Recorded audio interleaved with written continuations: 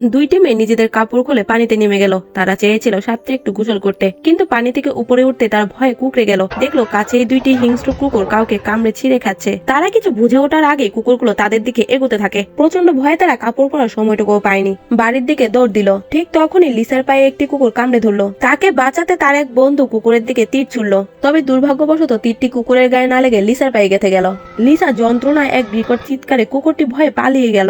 এই সুযোগে তার সঙ্গীরা তাকে উদ্ধার করে ভিতরে নিয়ে যায়।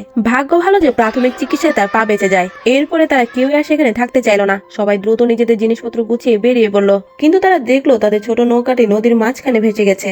জেসন এক মুহূর্ত দেরি না করে পানিতে ঝাঁপ দিল। সে ভাবলো সাঁতরে গিয়ে নৌকাটিকে ফিরিয়ে আনবে, কিন্তু নৌকার কাছে পৌঁছে সে দেখতে পেল নৌকার পেছনে অংশে দুইটা হিংস্র কুকুর বসে আছে। সে কিছু করার আগে কুকুর দুটো তার দিকে তেড়ে এলো। ভয়ে এবার সে উল্টো দিকে সাঁতরাতে শুরু করলো। বন্ধুরা তাকে তাড়াতাড়ি কিনারায় টেনে তুললো, তবে একটি কুকুর তার পিছু করে সেখানে পৌঁছে যায়। তখন এক বন্ধু লাঠি দিয়ে আঘাত করে তাকে পানিতে ফেলে দেয়। এই সুযোগে সবাই দৌড়ে ঘরের ভিতরে ঢুকে পড়লো। কিছুক্ষণ পরে একদল কুকুর ঘরটাকে পুরোপুরি ঘিরে ফেললো। তারা সবাই ভিতরে আটকা পড়ে গেল এবং বাইরে বেরোনোর কোনো রাস্তাই ছিল না। যখন তারা সব আশা ছেড়েই দিয়েছিল, তখনই জেসনের মনে পড়লো পাশের গোডাউনে একটা গাড়ি আছে। দলের সবচেয়ে হালকা সদস্য লিসাকে গ্যারেজ পর্যন্ত পৌঁছে দেওয়া হলো। গাড়িতে পৌঁছে ইঞ্জিন স্টার্ট করতেই একটি হিংস্র কুকুর তার উপরে ঝাঁপিয়ে পড়লো এবং কুকুরগুলো দরজার ফাঁক দিয়ে ভিতরে ঢুকে এলো। লিসা তাড়াতাড়ি গাড়ির সানরুফ খুলে ছাদে উঠে পড়লো। সে চিলে কোঠায় আশ্রয় নিল, কিন্তু নিঃশ্বাস ফেলার আগেই কুকুরগুলো এক এক করে ছাদের উপরে লাফিয়ে উঠে এলো। তার পালানো ছাড়া কোনো উপায় ছিল না। সে বুঝতে পারলো পুরো বাড়ি হিংস্র কুকুরদের ঘেরা। রাস্তার উপর থেকে বন্ধুরা তার অবস্থা দেখতে পেল।